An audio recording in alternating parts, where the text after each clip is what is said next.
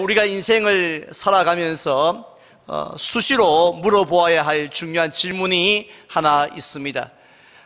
그것은 바로 내가 지금 제자의 길을 가고 있는지 아니면 무리의 길을 가고 있는지에 대한 질문입니다. 따라서 오늘 저는 오늘도 12제자 이야기라는 제목으로 말씀을 전하면서 정말 우리의 모습을 한번 돌아보고 점검하는 그런 시간을 가지려고 합니다. 아마 기독교인이 아니라고 할지라도 사도 바울을 모르는 사람은 거의 없을 것 같습니다. 왜냐하면 이 사도 바울은 기독교 2000년 역사 가운데 가장 위대한 사역자라고 해도 과언이 아니기 때문입니다. 실제로 그는 신약 성경 27권 가운데 13권을 기록하였고, 그리고 예루살렘에서 시작되어진 예수 그리스도의 십자가의 복음을 땅끝까지 증거하고, 그래서 땅끝에 교회를 세우는 일에 결정적인 역할을 하였기 때문입니다. 바로 이러한 사도 바울에게 평생토록 고마워하고 감사하며 또 잊을 수 없는 한 사람이 있었습니다. 그는 바나바라는 사람이었습니다. 왜냐하면 사도 바울은 이 원래부터 복음을 열심히 전하는 전도자나 사역자가 아니었기 때문입니다. 우리가 잘 알고 있는 것처럼 이 사도 바울은요, 예수님의 옛자만 들어도 피가 거꾸로 솟는 사람이었습니다. 예수 믿는 사람을 보면은 그냥 견디지 못하여서 박해하고 핍박하였던 사람이었습니다. 그래서 스데반 집사를 죽일 때도 적극적으로 동참을 하기도 하였는데요. 그런데 그가 다메섹으로 가던 길에 예수님을 만나죠.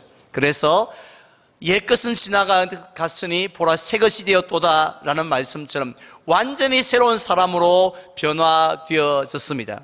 그런데 중요한 것은 그는 분명히 새로운 사람이 되었지만 아무도 이런 사실을 인정해 주지 않았다는 것입니다. 심지어는 만나는 것조차도 두려워하고 불안하게 생각을 하였다라는 것입니다. 마치 오늘날 굳이 비유를 한다라면은 북한의 김정은 국방위원장이 어느 날 우리나라로 귀순을 하더니만은 바로 그 다음 날 내가 이 대한민국, 자유 대한민국을 지키기 위해서 해병대에 내가 입대를 하겠습니다 하고 자원을 하는 것과 똑같은 이야기입니다. 아니, 누가 그 뉴스를 처음에 믿겠습니까? 아니, 김정은이가 귀순을 했다고? 또 이 해병대로 자원을 한다고? 누가 믿겠습니까? 마찬가지로 사도 바울도요, 이 말도 되지 않는 소리라고, 그렇게 악랄하고 그렇게 집요하던 사도 바울이 뭐라고? 예수를 믿었다고? 예수를 전한다라고? 아무도 인정을 해주지 않았습니다.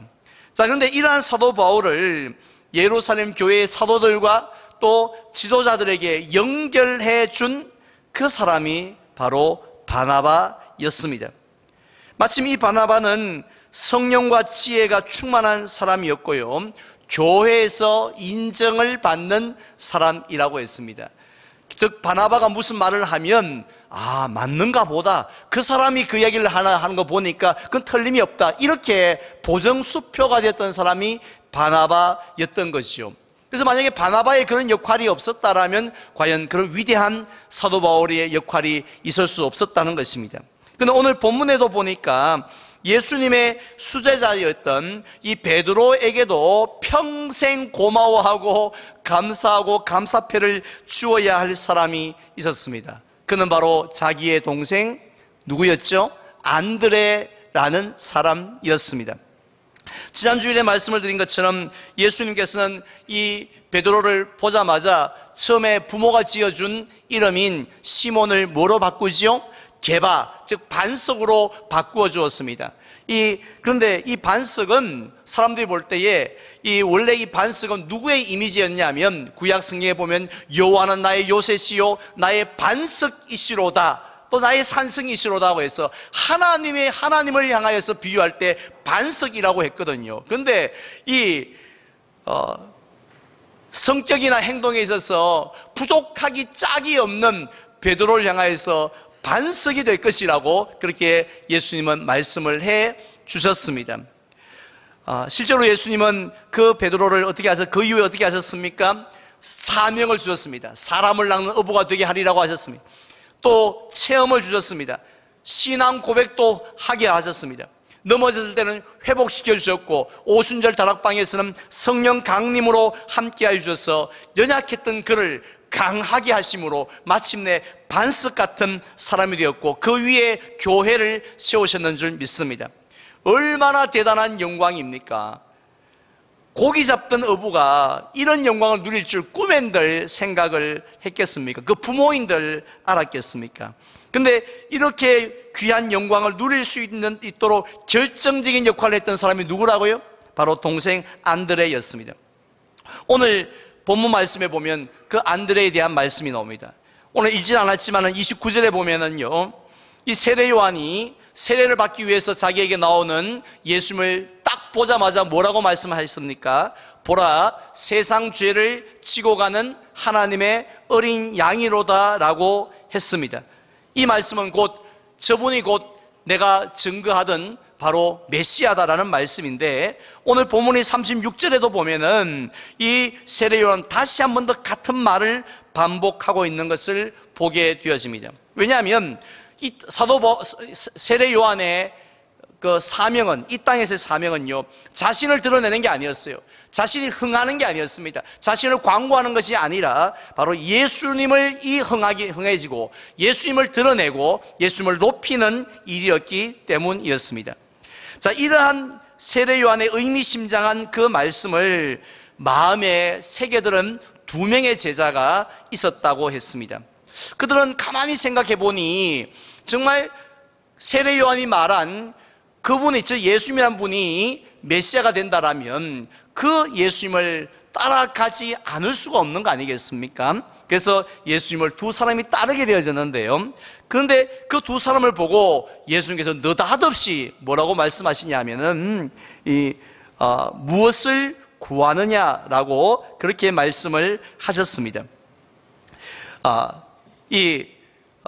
만약에 우리 예수님께서 지금 이 자리에 오셔서 저와 여러분들에게 뭘 구하느냐고, 우리가 간절히 우리가 주일 오전에도 기도하고 특별히 오후 예배 시간에는 이 나라와 민족, 교회, 가정을 위해서 기도하는데 갑자기 예수님이 펑 하고 나타나셔서 뭘 구하느냐고, 뭘 주면 좋겠느냐고, 한 가지만 이야기하라고 이렇게 말씀하신다면 아마 저를 비롯해서 모든 성도님들은요, 이렇게 얼른 대답을 하지 못하실 겁니다. 예수님, 1시간만 기다려 주십시오. 1시간 후에 내가 말씀드릴게요. 이렇게 시간을 좀 달라고 할 것입니다. 왜냐하면 구할 것이 한두 가지입니까? 우리에게 필요한 것이 한두 가지입니까? 뭘 구하면 좋을까? 내 인생에 있어서 뭐가 제일 필요하고 뭐가 가치 있을까? 그것을 달라고 하지 않겠습니까? 그런데 이 두 명의 제자는, 요한의 제자들은 우리들처럼 조금도 주저하지 않습니다. 1분을 달라고 말하지도 않습니다. 즉석에서 마치 그 질문을 예상이나 한 듯이 즉석에서 바로 대답을 합니다. 그 말씀이 바로 38절 말씀에 나옵니다. 제가 봉독하겠습니다. 예수께서 돌이켜 그 따르는 것을 보시고 물어 이르시되 무엇을 구하느냐 이르되 랍비여 어디 계시오니까 하니라고 했습니다. 지금 이들은 아파트를 구한 것이 아니었습니다. 차를 구한 것도 아니었습니다. 엉뚱하게도 무엇을 구합니까? 랍비여, 지금 어디 계십니까? 하고 예수님이 계신 장소를 지금 알고 싶어 했습니다. 어떻게 보면 동문서답 같지 않습니까? 뭔 대답을 이래 하냐 싶으지만 사실은 예수님께서 보실 때엔 정말 가장 위대한 대답이 아니었는가, 가장 기뻐하신 대답이 아니었는가 싶습니다. 왜냐하면 그들이 생각할 때에 그들에게 가장 귀한 것은 지금 집이 아니라는 것이죠. 이 차가 아니라는 것입니다. 무엇입니까? 이 땅에 오신 메시아, 즉 그리스도 하나님의 아들과 함께 지내는 것보다 더 귀한 것이 없음을 알았습니다. 예수님과 함께 있으면요, 부족함이 없다는 걸 알았다는 것이죠. 특별히 예수님은, 메시아는 어떤 분입니까? 이 하나님께서 친히 기름 부으신 그리스도시지 않습니까? 그분이 모든 문제를 해결해 주실 수 있는 분으로 오셨으니까 그분과 함께 있는 것보다 더 소중한 것이 없었다는 것입니다. 그래서 랍비여 어디 계십니까? 라고 물어본 것입니다. 자, 그러자 예수님께서는 그들을 거절하지 아니하고 와서 보라고 하셨고요, 결국 두 제자는 예수님과 함께 시간을 보내면서 드디어 깨닫기 시작합니다. 맞구나. 우리 스승이었던 이 세례 요한이 말씀했던 것처럼 이분이 혹시나 했는데 역시나 예수 그리스도가 맞구나, 우리를 위해서 오신 메시아가 맞구나 하고 그 사실을 발견하게 되었습니다. 그래서 그들이 기뻤는데요, 그 바로 두 명의 제자 중에 한 사람이 누구라고요? 예수님의 베드로의 형제 안드레였다라고 했습니다. 따라서 이 안드레는요, 제일 먼저 형제인 베드로에게 달려갑니다. 그리고 가서는 흥분된 목소리를 외칩니다. 우리가 누구를 만났는지 아느냐고. 이 세상에 그 어떤 왕보다도, 어떤 주보다도 높고 영화로우신 메시아를 우리가 만났다, 하나님의 아들을, 구원자를 우리가 만났다고 그렇게 외치기 시작했습니다. 이 세상에 기쁜 소식들이 얼마나 많습니까? 그런데 나를 모든 문제에서 구원해 주실 그 메시아가 오셨다라는 소식보다도 더 기쁜 소식이 어디에 있겠습니까? 우리 성도님들도 우리가 많은 소식들을 들으면서, 뉴스를 들으면서 살지만은 예수 그리스도가 날 위해 이 땅에 오셨다는 그 소식보다도 더 기쁜 소식은 없는 줄로 믿으시기를 바랍니다. 백화점 세일하거나 무슨 내 아파트 가격이 올랐다는 것보다도 더 기뻐하셔야 될 것이 바로 예수님이 오셔서 나와 함께 하신다는 그 말씀인 줄로 믿습니다. 그래서 42절에 보니까요, 이 안드레는 베드로를 데리고 예수님께로 나아갔다라고 했습니다. 우린 여기서 이 안드레의 모습을 통해서 전도가 무엇인지, 성경에서 말씀하는 전도가 무엇인지 그 정의를 발견할 수 있습니다. 우리는 흔히 이 전도라는 것은 불신자로 하여금 예수님을 영접하게 하고 믿게 하고 따르게 하고 신앙생활 죽을 때까지 잘하게 하는 것을 전도라고 생각을 합니다. 그렇기 때문에 우리들은 교회에서 전도합시다 이렇게 말하면 아이고 부담스러워라, 아이고 또한 힘들어라 하고 이 전도라는 단어를 별로 좋아하지 않아요. 근데 지금 이 안드레가 하는 모습들을 보면 전도는 무엇입니까? 그냥 한 영혼을 데리고 예수님 앞으로 나아오는 것이 전도예요. 한번 따라합시다. 한 영혼을 데리고 예수님 앞으로 나아가는 것. 바로 여기까지를 뭐라고 하느냐? 전도라고 하는 것입니다. 우린 예수님 앞으로 나아오게 하면, 예수님 앞으로 나아오게 하면 그 다음은요, 예수님께서 알아서 하십니다. 예수님께서 그를 만나 주실 줄 믿습니다. 그를 또한 회개케 하여 주시고, 그를 변화시켜 주시고, 그를 사용하여 주실 줄로 믿으시기를 바랍니다. 이게 바로 역사예요. 하나님의 역사입니다. 어제 우리 교회에서 임직 감사 예배가 있었습니다. 참석하신 분들은 아시겠지만은 우리 임직자들이나 또 그 가족들이나 순서자들이나 우리 모든 성도님들, 심지어 참여하지 않은 성도들까지 다 기뻐하고 즐거워하고 행복하였습니다. 이 코로나 시대로 인해서 모든 교회가 위축되어지고 있을 이때에 우리는 움츠러들지 않고 33명의 중직자를 세운다는 게 얼마나 우리 교회 68년 역사에 있어서 기쁜 일이고, 또 우리 교회 입당 10주년을 맞이해서 의미 있는 일입니까? 그런데 제가 볼 때 그 누구보다도 해피하신 분, 누구보다도 행복해하는 분이 한 분 계셨습니다. 왜냐하면 그 권사님이 19년 전에 2001년에 한 영혼을 예수님 앞으로 인도하였는데 19년 사이에 지난 어제 그분이 권사 취임의 자리에 서 있었기 때문이었습니다. 그동안 19년 동안 전도하신 권사님은, 이번에 취임한 권사님은 얻고 된 게 아니었어요. 매일 저녁마다 자기 집에 불러서 무슨 제자 훈련을 한 것도 아니고 산기도 끌고 다닌 것도 아니었습니다. 그냥 예수님 앞으로 인도했을 뿐이었습니다.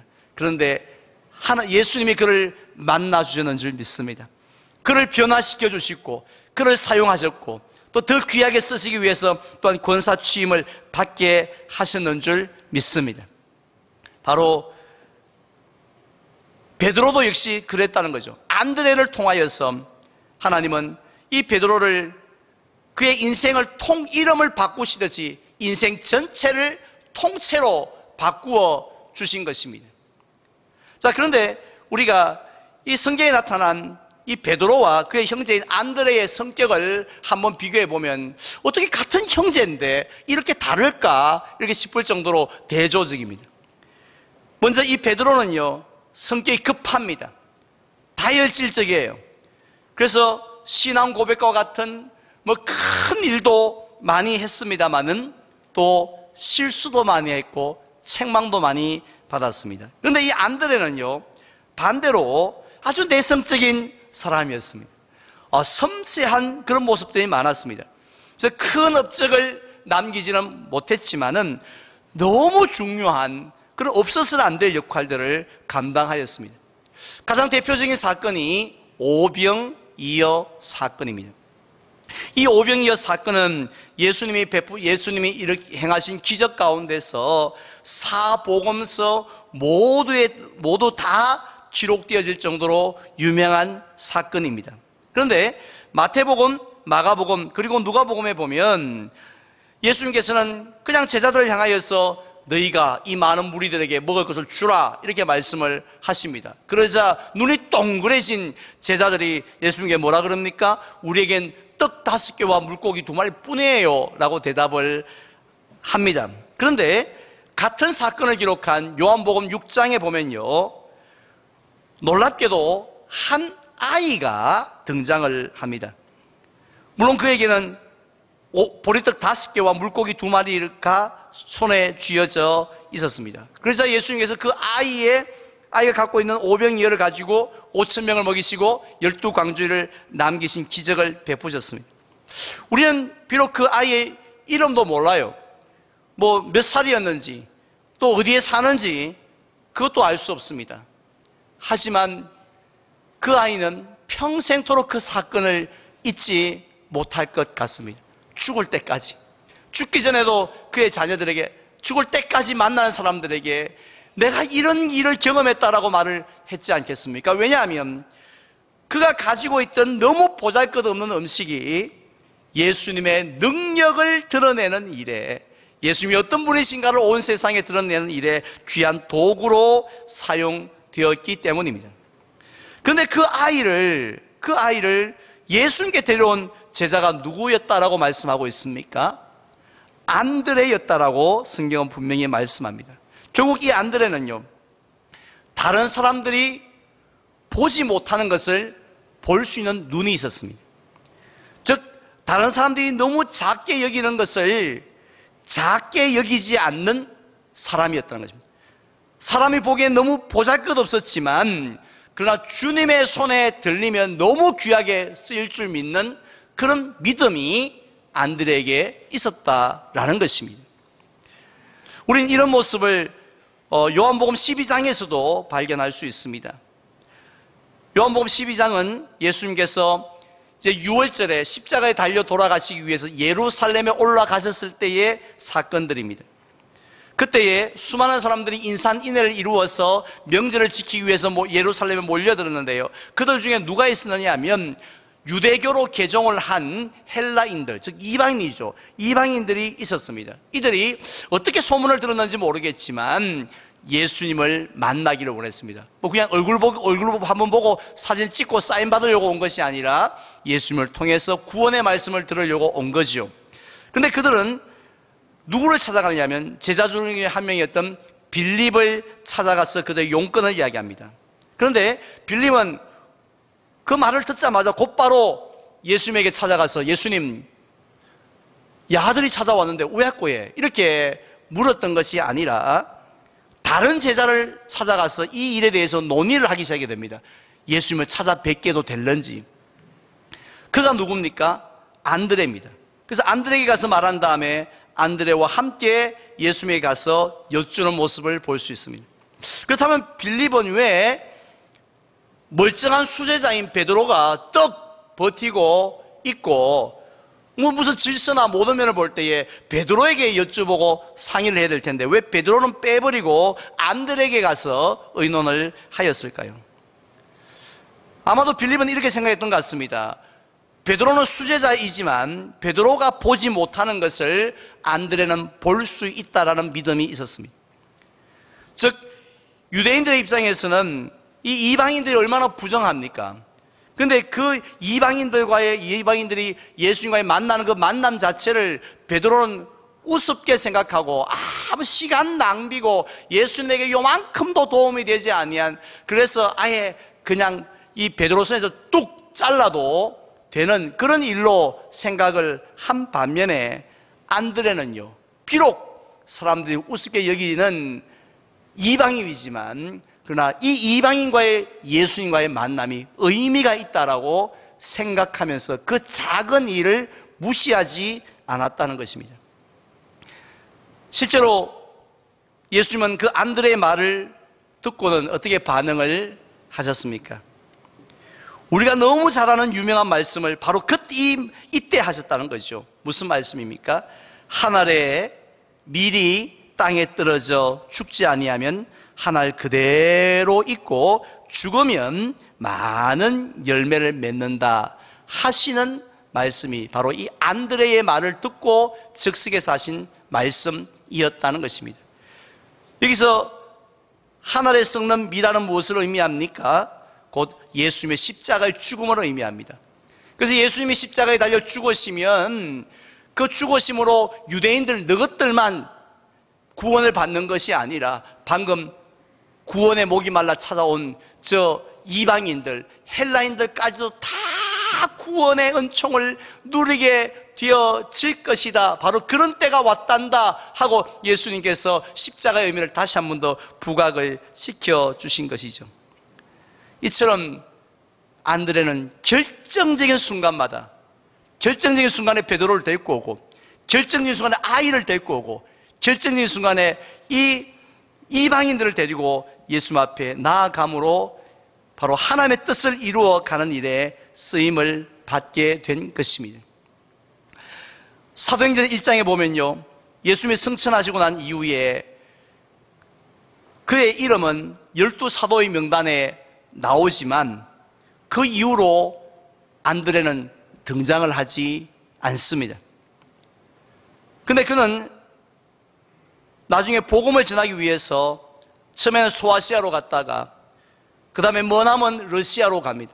그리고 제일 마지막에는 그리스까지 내려와서 복음을 전하다가 순교의 제물이 되었는데요, 특이하게도 이 안드레는 순교를 당할 때에 이 베드로는 어떤 십자가에 죽었다고 했습니까? 거꾸로 달려서 죽었다고 했는데 이 안드레는 X자 형태의 십자가에 달려 죽습니다. 그래서 그 이후로 X자 형태의 십자가를 가리켜서 사람들은 저거 안드레 십자가다 라고 말을 할 정도로 그렇게 부르게 되었다는 것입니다. 나중에 무리오라는 화가가 있었는데요, 안드레가 그리스에서 순교하는 그 장면을 묘사하는 그림을 그렸습니다. X자 형태의 십자가에 안드레가 달려서 죽어가고 있습니다. 그런데 특이하게도 그 화가는 그 안드레 옆에 한 소년이 울고 있는 모습을 그려 넣었습니다. 그 소년이 누군지 아시겠죠? 갑자기 이렇게 웅장한 음악이 이렇게 들리기 시작하네요. 예. 그 소년이 바로 오병이어를 바친 소년이었습니다. 아마도 화가는 생각하기를 이 소년이 우린 누군지 모르지만 아마도 평생 예수님을 잊지 못했던 것처럼 평생 나의 그 보잘것없는 도시락을 예수님 앞에 나아가게 줬던 안드레도 잊지 못했을 것 같아서 그런 그림을 그린 것 같습니다. 바로 이처럼 하나님께서는 안드레 같은 사람을 통해서 사람들을 세워나가십니다. 에드워드 킴볼이라는 사람도 역시 안드레 같은 사람입니다. 그는 주일학교, 보스턴에 사는 주일학교 교사였습니다. 어느 날 그는 길거리에서 구두를 수선하는 수선공 한 명을 보았는데요, 정말 보잘것없는 직업이었고, 또 그 일을 하면서 그의 얼굴에 생기는 왜 그렇게 없는지, 왜 그렇게 풀이 죽어 있는지, 왜 그렇게 절망 가운데 있는지 누가 봐도 딱입니다. 아무 쓸모없는 인간, 뭘 하겠어 저 사람이, 젊은 사람이 말이야, 이렇게 하고 혀를 차고 지나갈 법했던 그 구두 수선공에게 찾아갑니다. 그리고는 복음을 전하게 되어집니다. 아마 그 킴볼이라는 그 선생이 생각할 때에 하나님께서 이 사람을 구원해 주셨으면 좋겠다, 이런 마음은 있었겠지만 앞으로 어떻게 사용하실지 꿈에도 생각을 못했습니다. 그런데 어떻게 되었습니까? 하나님은 그 구두 수선공을 통해서 전 미국의 부흥의 불길을 일으켰습니다. 미국뿐만 아니라 유럽까지 부흥의 역사를 일으켰습니다. 그가 바로 D.L. 무디였던 것입니다.